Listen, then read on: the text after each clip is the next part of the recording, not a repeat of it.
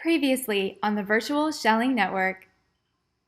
Alright guys, so we are wrapping up here on the artistic side. I tried to get everything that I could without disturbing other people that are trying to look, and we're going to head over to the scientific side to check out what they have over there.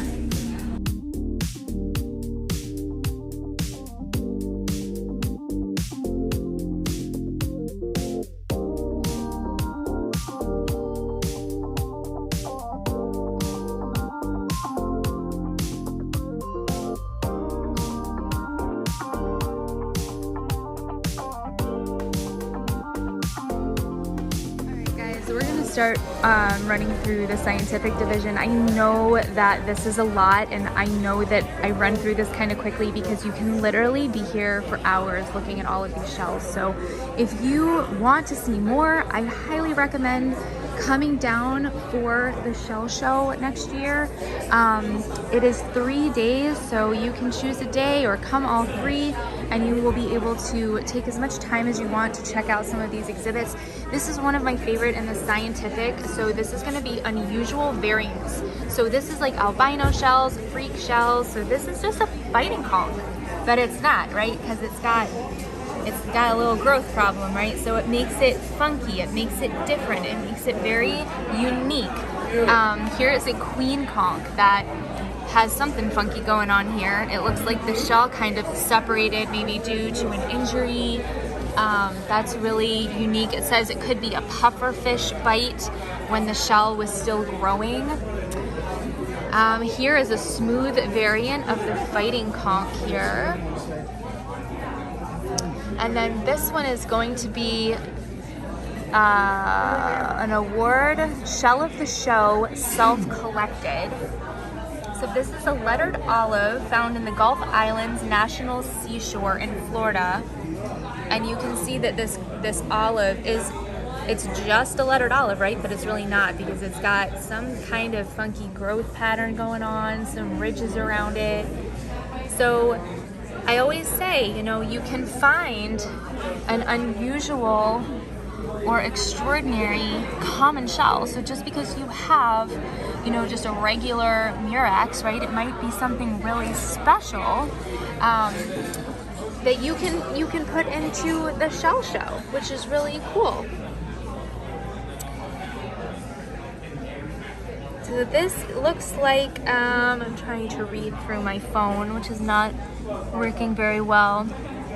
It looks like some type of a Philippine tree snail, but it's elongated instead of being like a regular tree snail would look like.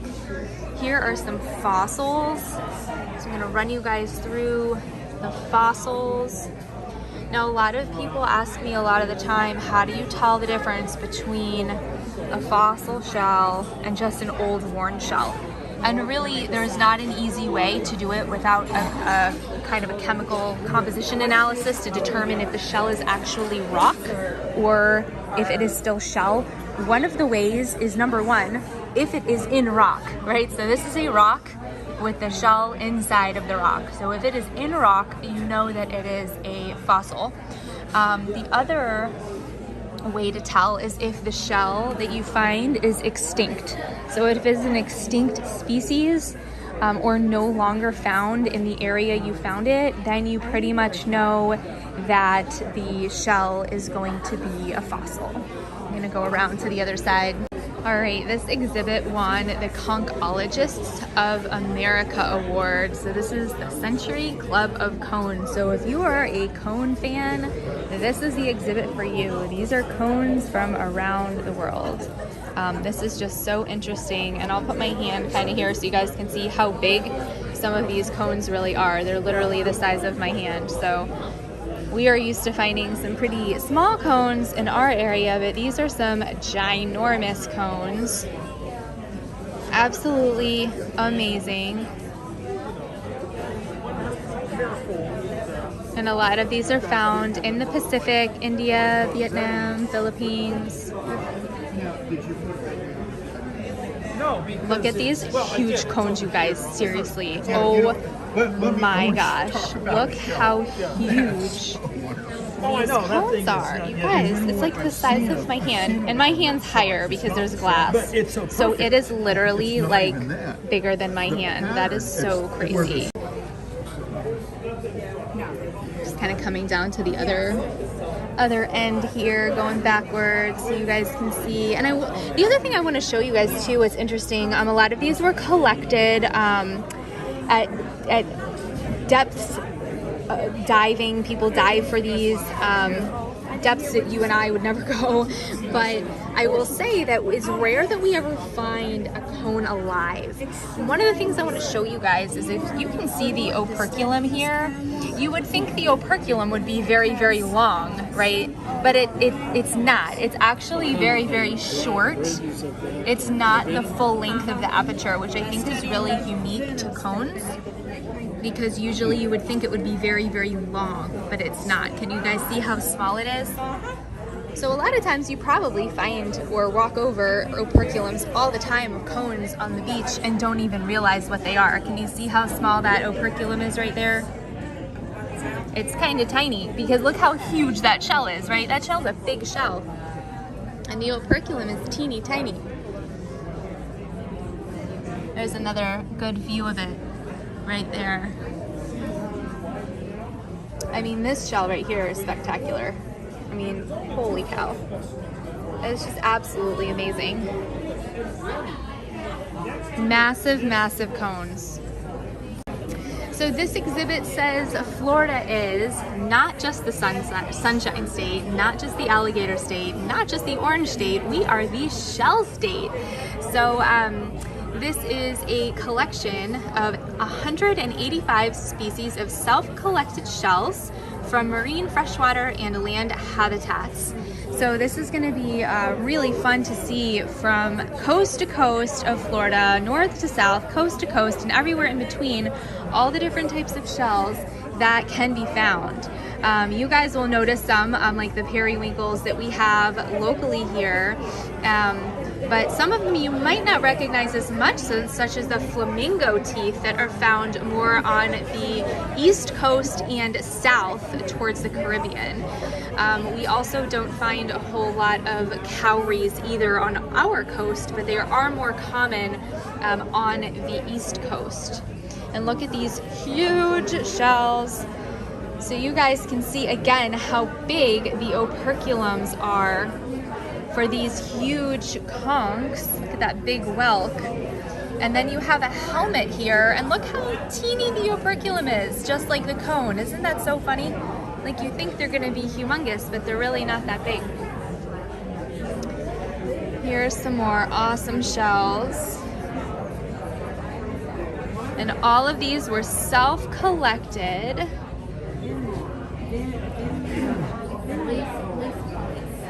Beautiful. Here's some little baby cones. These are the size cones we're used to finding around here.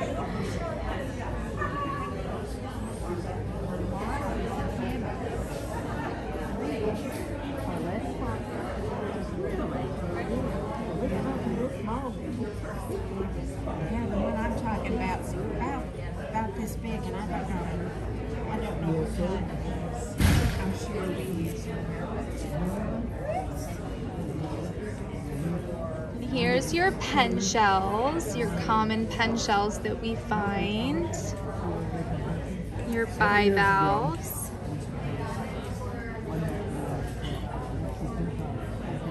And there's the famous lion paws. They're still on my bucket list. The pectin shells.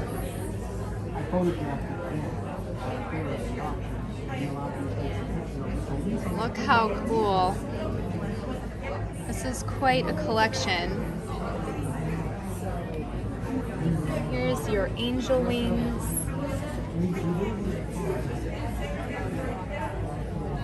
That's a really pretty sunray Venus clam right there.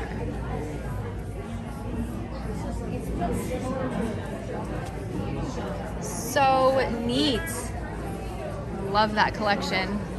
So this one won the best worldwide shells any source. So it could be self-collected or not. And this one is called Many Moons from Around the World. So this is in the Nautica family of shells. So your moon snails, your gaudy nauticas, and this is going to be a look at what they all look like from all over the world.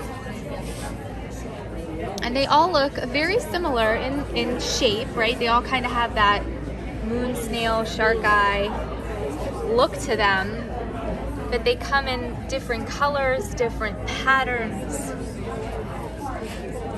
different sizes.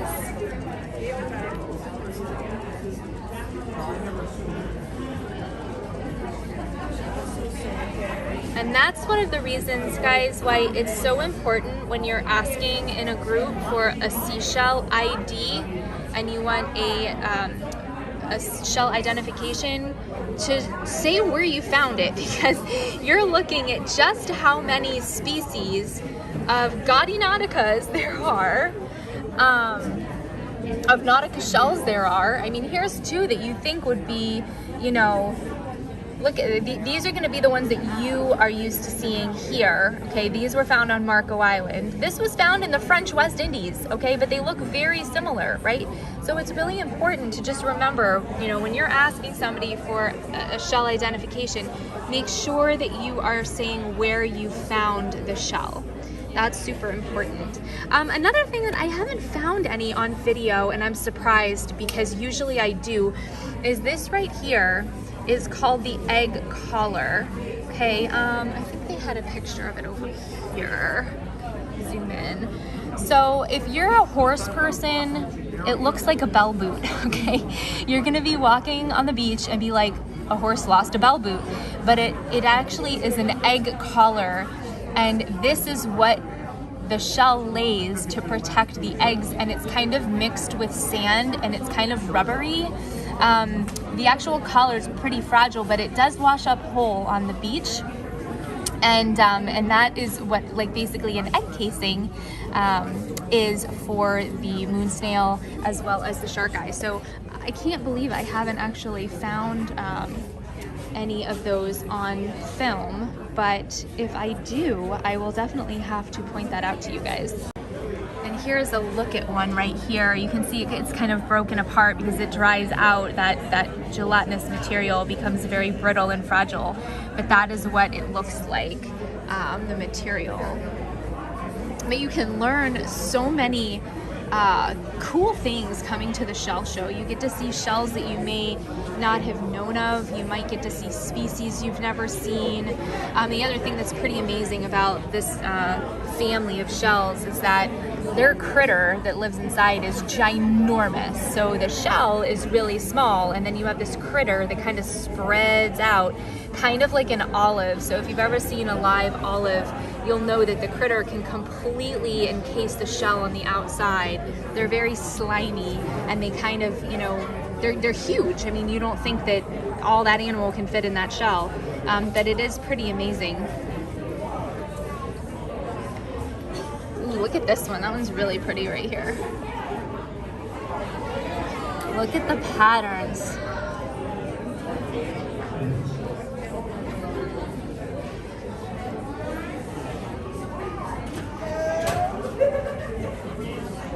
Absolutely amazing that the work that goes into putting these displays together is quite amazing.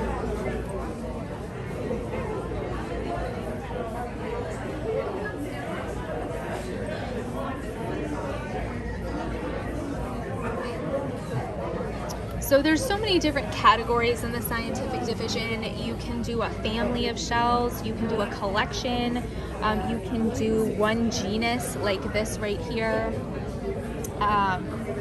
So this is kind of sad, and I'm really glad that it is a winner of the Environmental Awareness Award. You guys know I preach conservation, marine life, conservation, education. I absolutely hate to see a creature that died because of something we humans did. And then you can see that this big adult horseshoe crab was tangled around its claw, and unfortunately was probably the reason that it passed away. So this kind of says, imagine hooks, weights, and monofilament tangled around your right ankle. It cannot be taken off. You have to perform your daily activities: driving a vehicle, running, walking, swimming, grocery shopping, preparing dinner, playing sports, riding a bike or motorcycle. It's 1/9 of your body weight. If you're 150 pounds, you're basically dragging almost 17 pounds with you. That's just terrible. And so anytime you guys see trash on the beach, please pick it up. Even if it's not yours, you're going to be doing a service to the creature that, you know, could potentially end up deceased because of that beach trash. So please, please, please do all of us a favor and clean that up. It is appreciated. Okay, so this is going to be another display favorite of some of you. You guys know what that is, right? So this is going to be the family of your Wintel traps. So this is going to be a super fun one for you guys. So I'll put my finger here so you guys can see how huge these are. I wish we could find this species in Florida, but this is going to be all of the different kinds of shells in the family with your Wintel traps. And some of them will look very, very similar to your Wintel traps. And the one thing about Wintels that's so amazing, and especially this one right here found in the Philippines, is that you guys can see the lace. Can you guys see that detail? See if I can zoom here and you guys can see. That's one thing about Wintel traps, is they're very lacy. They've got this kind of ridges and lines, and it's so very unique.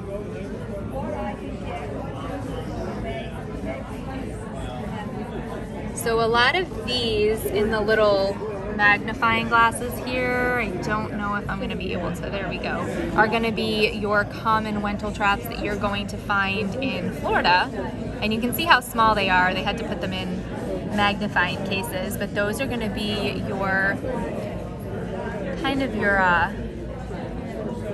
classic common Wintel trap that we find here.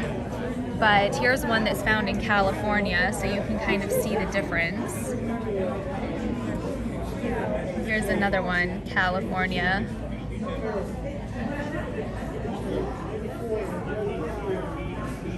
And they can be all the way from the teeny tiny, right? All the way up to much larger in size. But I love this collection. This is amazing.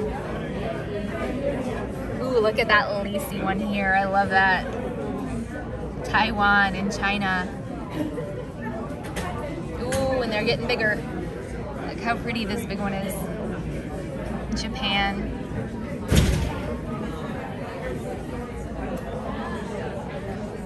So fun. Look how huge these are. Look at that. Kenya and Africa. Who knew there was Wintel traps all over the world? Ooh, and this one's really cool too. This is Key West. Key West, Florida, USA. Look at that. Here's two of them right in Key West. Looks like I gotta go to the Keys. I wanna find those. Those are awesome. Of course, a lot of those shells live very, very in deep water. Here's one in Palm Beach. Wow.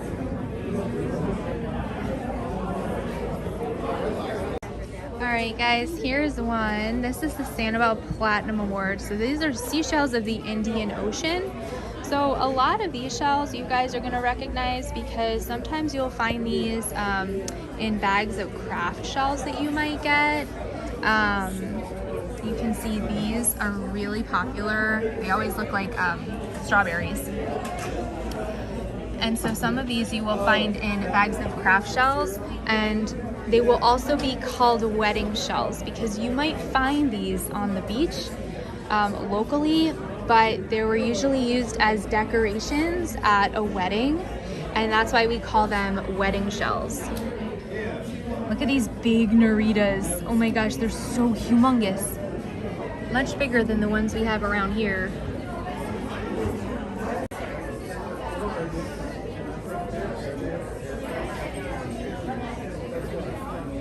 Indonesia, Madagascar. Look how fun these are.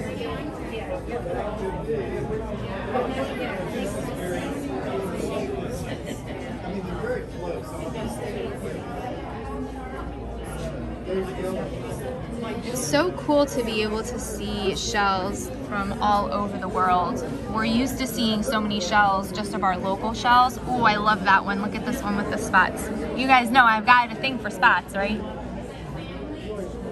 Most of you know I have a Dalmatian. I love those spots. But it's so amazing to see what is all over the world, not just here. All the tritons. Were they all that pretty? That's probably the biggest. Wow, look at the Murexes. Look at how beautiful. You know, so I picked two that were about the same size, but they weren't that color. So I quit picking them up. Look at this little one down here. Look how lacy and perfect. I picked this one up and I got back and started cleaning the Look at I've never seen. Look how big this shell is. Oh my gosh, that is crazy. Look how amazing. Now you should be able to know the shape of these shells. I mean, Different pattern, but they look very similar to the Junonia, don't they? Look how interesting. It's so amazing how one shell is so common in one area and so rare in another. Look at all of the cones. I know the glare is really bad, guys. I'm sorry. Hopefully this is just giving you an idea. Like I said, if you want to come and read all these and all of the species and what they all are and look up close, I highly recommend trying to get to a shell show. There's shell shows on the east coast of Florida. There's shell shows in Sarasota. Marco Island is next weekend, which I'm going to try to get down to for you guys. Sanibel is every year. It's traditionally the first weekend in March, so you can kind of plan ahead. So if you are able to, I highly recommend coming to a shell show. It really is amazing and you get to learn so much. Here's a great example of an exhibit that is the best single South Pacific shell. So you can do a whole exhibit with one species of shell. So this one is going to tell you what it is. It's going to tell you where it was found. So in the Philippines. And then it has all the stages from little tiny teeny baby all the way up until full adult, and they even included one with the little operculum here. And so all of these shells, they have a list of the specimens displayed and where they were found, where they were harvested from. Most of them were in Solomons, the Philippines. Super amazing. So let me just back up so you guys can see all of them together. Okay guys, we came upstairs to look at these exhibits. This one is freaky. So this one won Best of Blues Scientific. So out of all the blues, this one won the best. And these are all freak shells found at Lighthouse Beach on Sanibel Island. So you can see that we've got an albino. I know it doesn't look albino because of the lighting, but there's an albino whelk, and then you've got one with kind of like a little dent there that's kind of a freak shell. You've got a funky, and I'll try to show you, it's kind of not flat, pen shell there. Then you've got a funky twist up here on this fighting conch, an albino fighting conch. And then this one's interesting because it just looks like a barnacle, but the shell actually grew over the barnacle, which is really interesting. And then we've got a pair, so this is a bivalve, and you can see both sides, try to get down here, are the same. So there was some type of little growth thing there that happened. And then you have a funky bivalve cockle. So again, you've got very, very common everyday shells that you can find. And if they're unique and interesting, you can win an award. So just keep that in mind. You know, I always say, you know, you don't have to look for extraordinary shells. Look for extraordinary, ordinary shells. And then here is single or multiple shells, first time scientific exhibitor. So if you're a first time exhibitor here in scientific division, this is where you can display your or enter your shells. This beautiful rose murex here that won second place.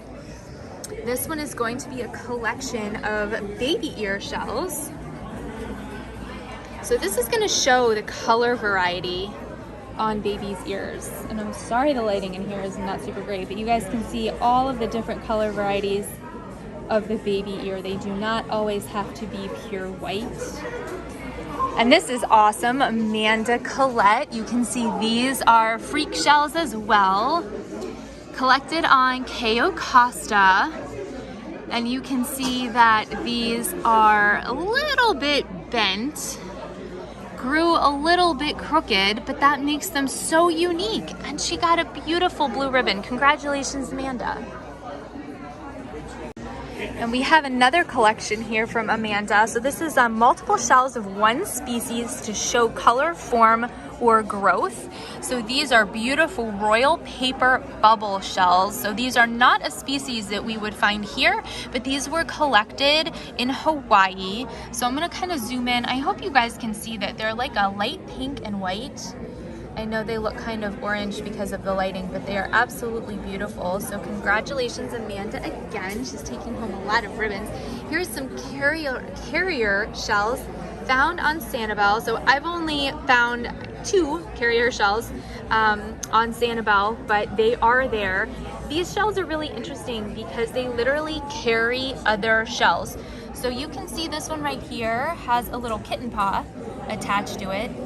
So does this one right here. I can't really, let me see if I can point to it. Right there is a little kitten paw shell.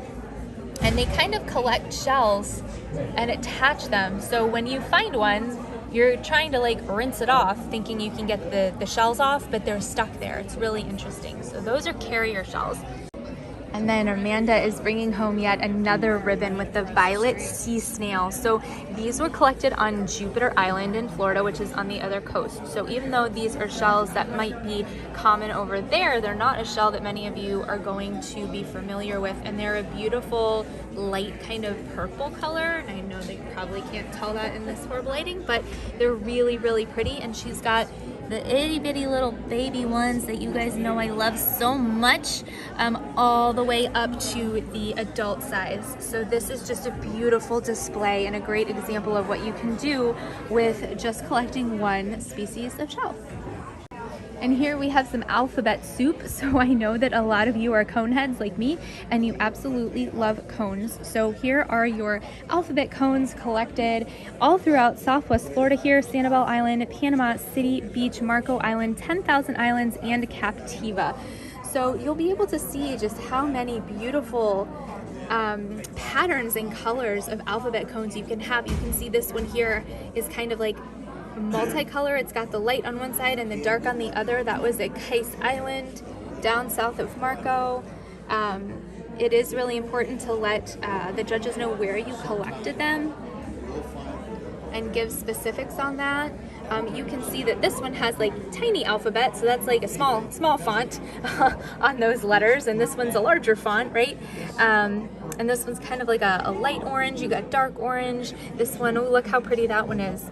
The banded cone, so that's very, very rare.